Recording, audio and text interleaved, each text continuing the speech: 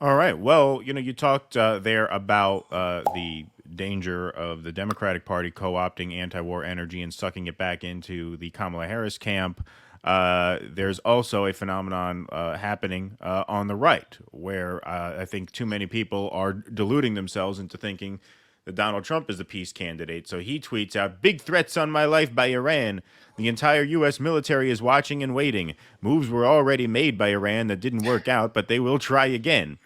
Not a good situation for anyone. I am surrounded by more men, guns, and weapons than I have ever seen before. Thank you to Congress for unanimously approving far more money to Secret Service. Zero no votes, strictly bipartisan. Nice to see Republicans and Democrats get together on something. An attack on a former president is a death wish for the attacker." So you quote tweeted this. "Big threats on my life by Iran, quote unquote, equals big donations to my campaign by Israel." Yes, here's Donald Trump saying what he would do as president if Iran, quote unquote, made a big threat. If I were the president, I would inform the threatening country, in this case Iran, that if you do anything to harm this person, we are going to blow your largest cities and the country itself to smithereens. We're going to blow it to smithereens. You can't do that. And there would be no more threats. There would be no more threats. All right. So, Russell, you had a question specifically in response. Russell is speaking at the Rage Against War rally the same day you're speaking in Kingston. Go ahead, Russell. Yeah, a lot of people are. It's very much the same thing as you see with the Kamala people. They read, no, no. Did you see the way she flipped her hair? No, she's saying that it's Biden, and once she's president, she's gonna ban arms. And you see the same thing with Trump. No, no, Trump. Once he gets in there, it's the Nixon madman theory. No, he doesn't mean any of what he's actually saying with his actual mouth. He's going to go in there and he's just using that as a negotiating tactic, and he's really the peace candidate. And yet he is telling you what he is going to do, and he certainly was not the peace president when he was president.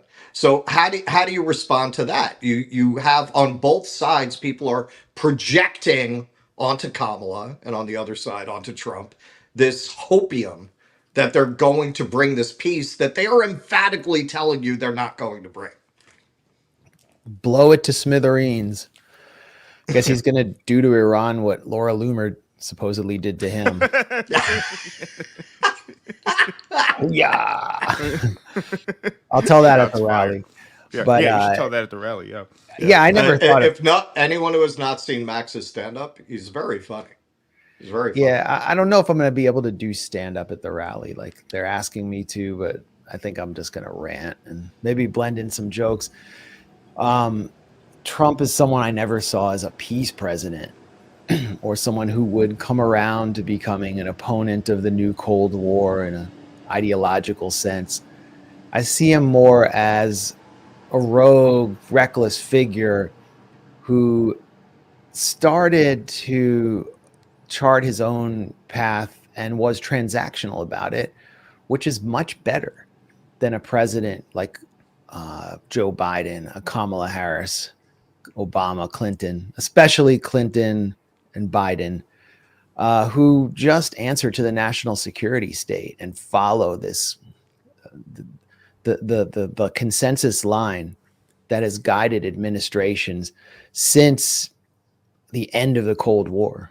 I mean, honestly, Ronald Reagan was more independent on foreign policy than a lot of these figures when he kicked out the neocon Team B that wanted him to actually escalate with the Soviet Union, and he negotiated with Gorbachev.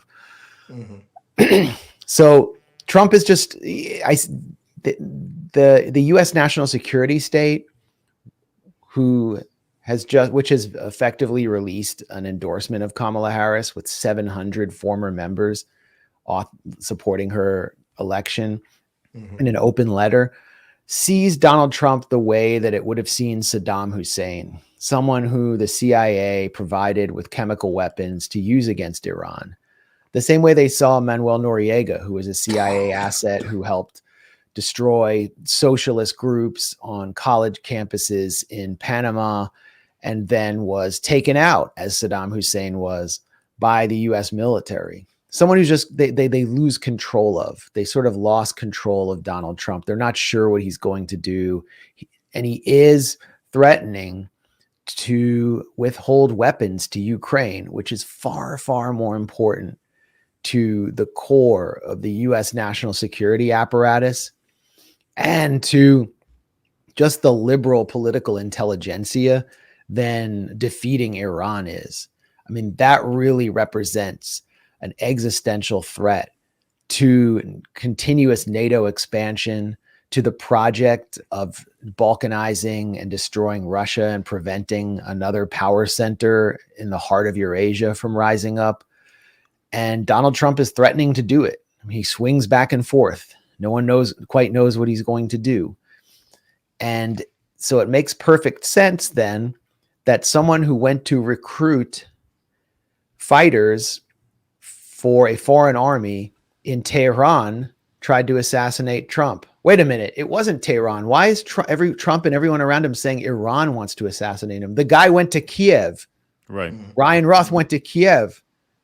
He was all about Ukraine. He was radicalized in Ukraine. He had contacts with figures in the Ukrainian military. He was going to meet with the Ukrainian SBU, which was trained by the CIA. And he was there despite having 74 arrests in the United States.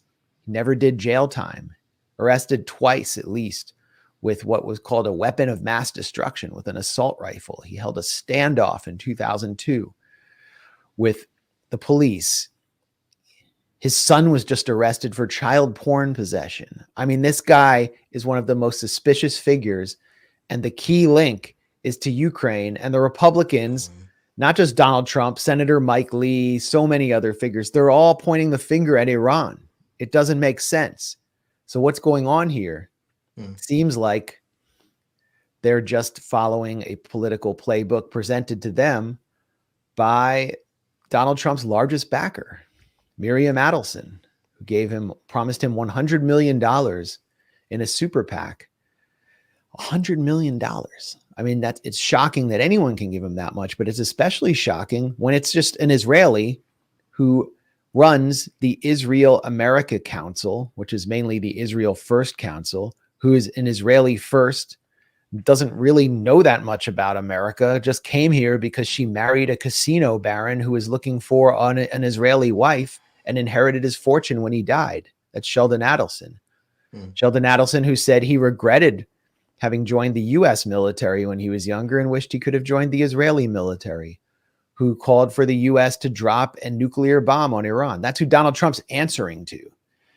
He's answering to the Adelson family that also was one of the largest donors to Netanyahu, that owned Israel Hayom, the largest pro-Netanyahu paper in Israel that publishes in Hebrew. When Donald Trump first announced his run for re-election, he gave an interview to Israel Hayom and basically had to kiss the ring. So I don't think Donald Trump even has any special affection or interest in Israel. He just sees wealthy Jews as power brokers and will do what they want, kind of in an anti-Semitic way. Please clap.